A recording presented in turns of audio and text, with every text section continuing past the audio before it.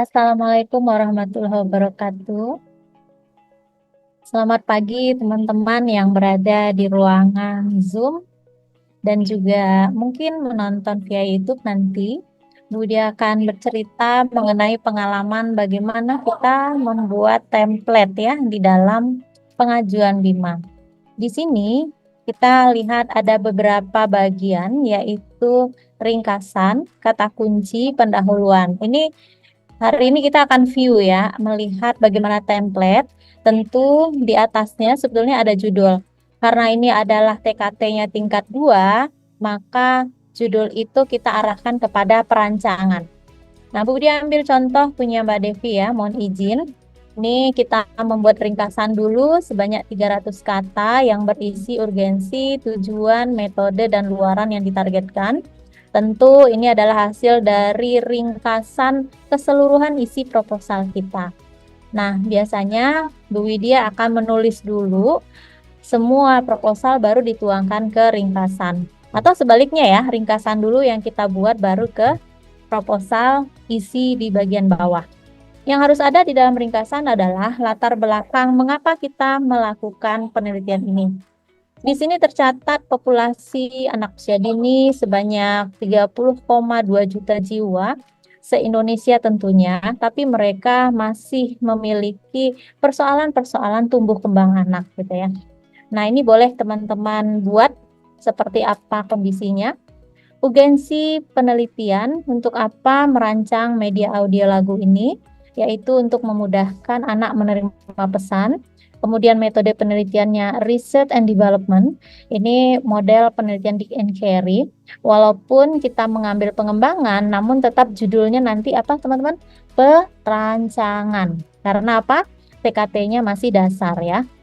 Alasan lain kenapa perancangan? Karena kita masih S2 yang dianggap masih melakukan penelitian dasar. Kemudian luarannya jurnal terakreditasi Sinta 2, kebetulan kami mengambilnya jurnal obsesi, ini Sinta 2 ya, dan harus dituliskan real nama jurnalnya dan linknya di sini. Luaran lainnya yaitu tambahan, ada audio lagu dan musik video terdaftar HKI. Ini tambahan, ini boleh ya, teman-teman mau hak cipta, mau modul, mau apa aja boleh. Kemudian kata kunci 5, 1, 2, 3, 4, dan 5. Terkait dengan judul kita tentunya ya. Kemudian pendahuluan, di dalam pendahuluan ini ada latar belakang, kemudian rumusan masalah. Nah, ini nih, bagaimana Minta kertas panjang, Pak. membuat latar belakang.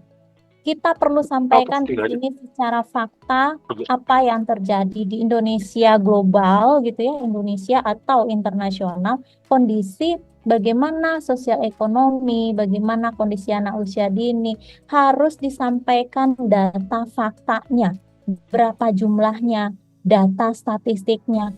Kalau perlu kita perkuat dengan tabel atau grafik seperti ini. Ya, jadi semakin menarik ya kalau kita tayangkan grafik dengan gambar-gambar dan warna yang lucu-lucu begitu ya.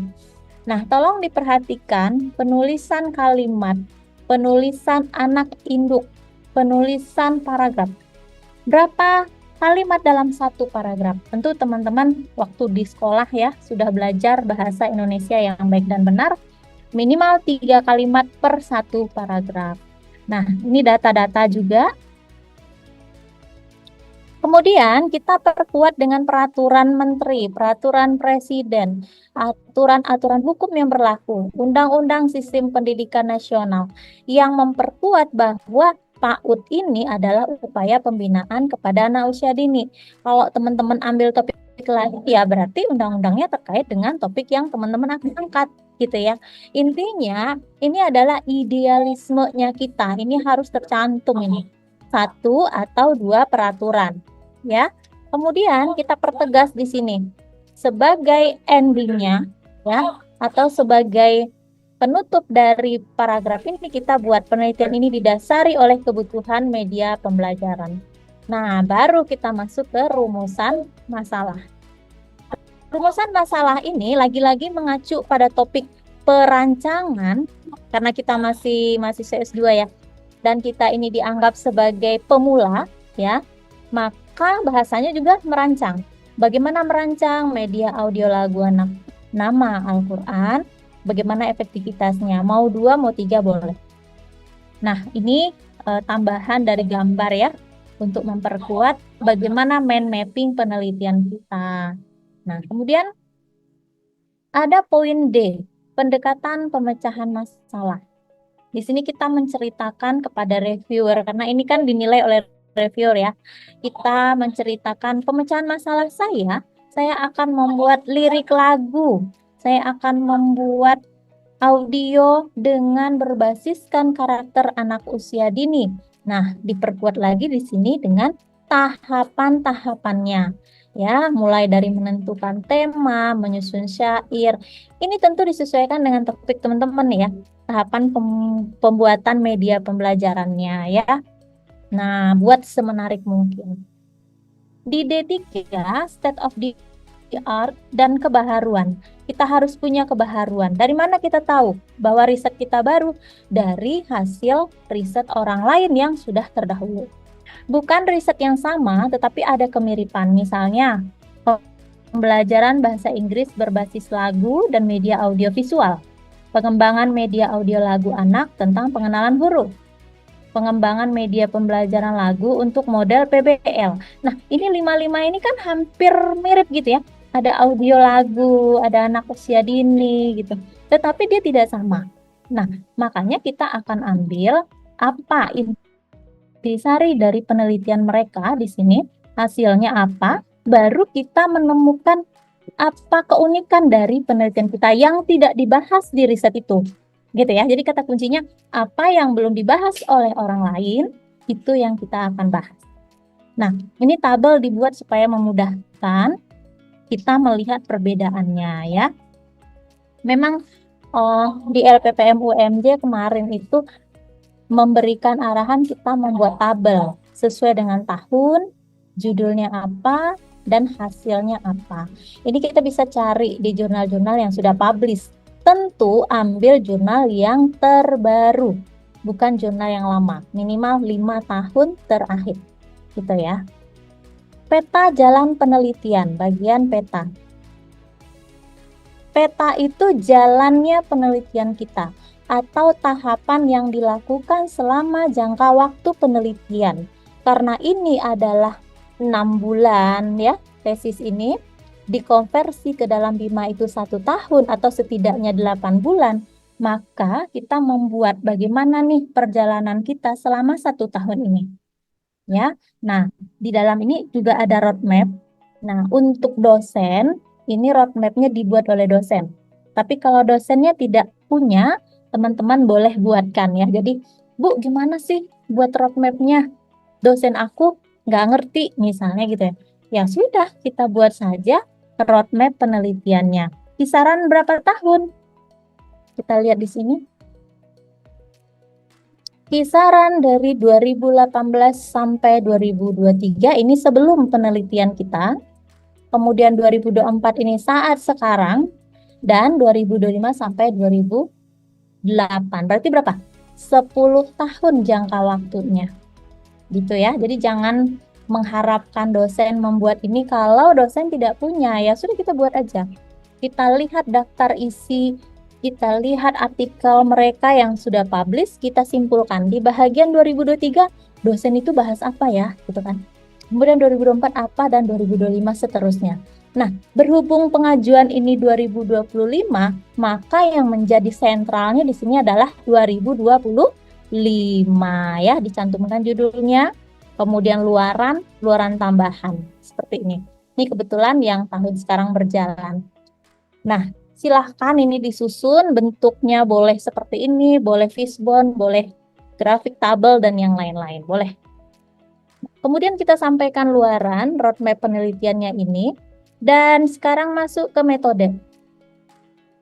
Metode ini ada di sini research and development. Disampaikan 10 tahapan, tapi tidak banyak. Karena apa? Terbatas dari kata.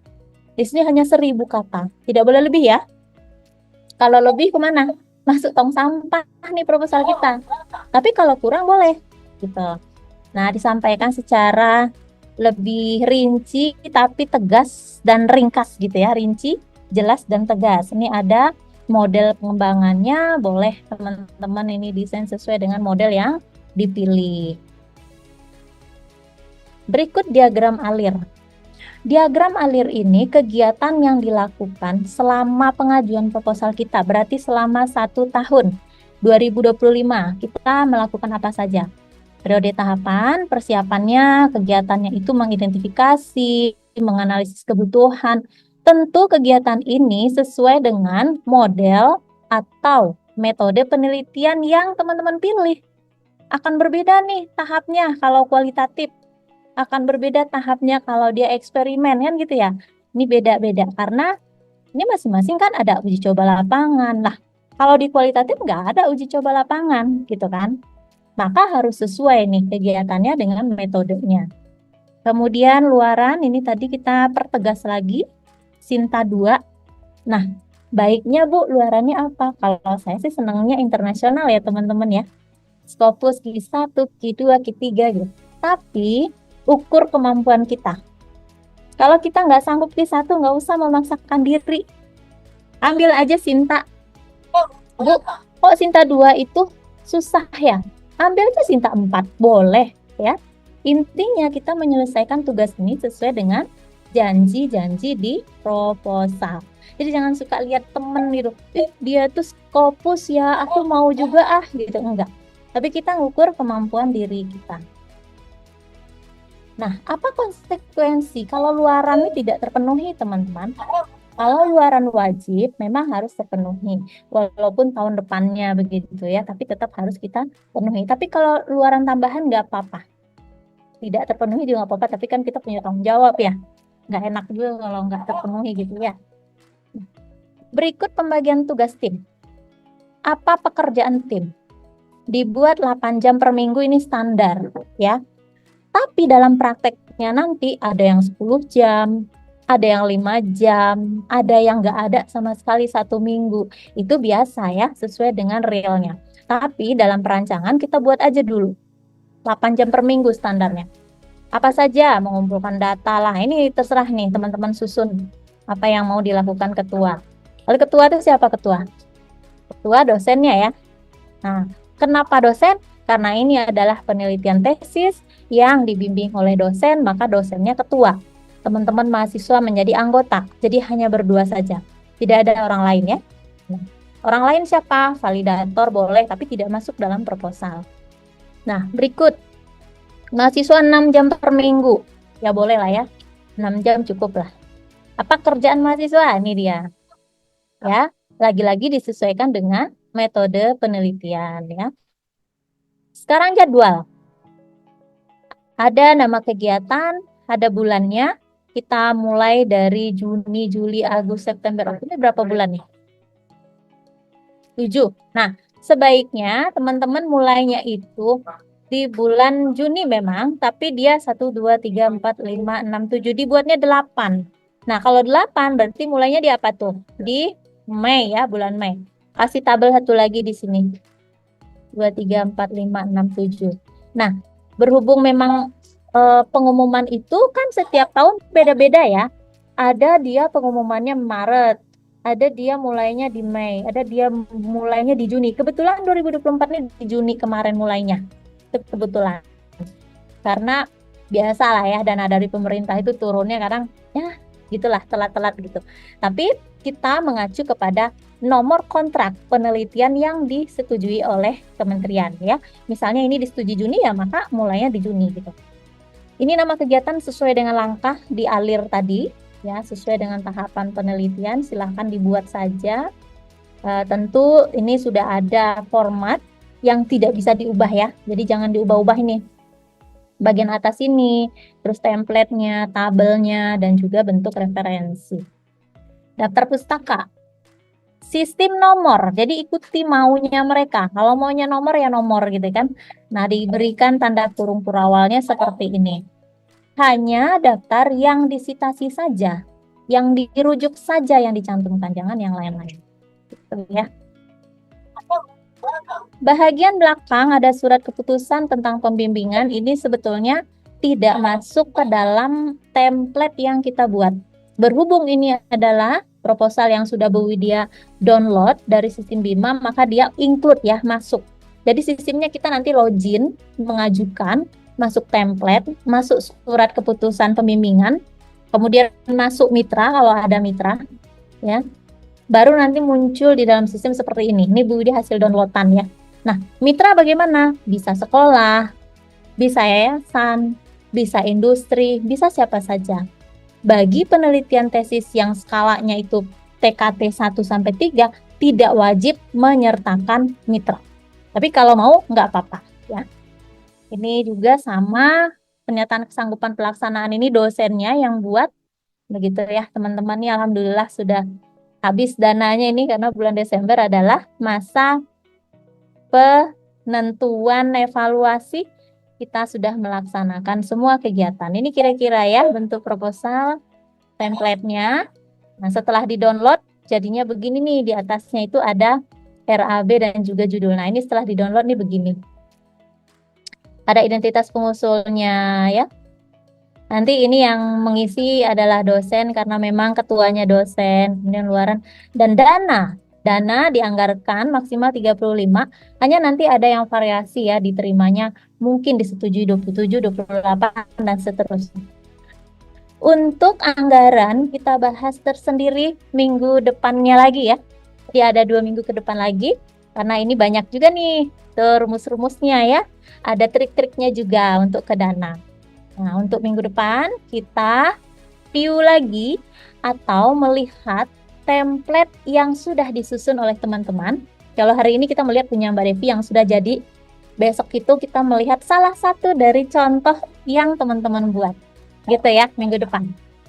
Udah tutup, alhamdulillah. Assalamualaikum warahmatullahi wabarakatuh.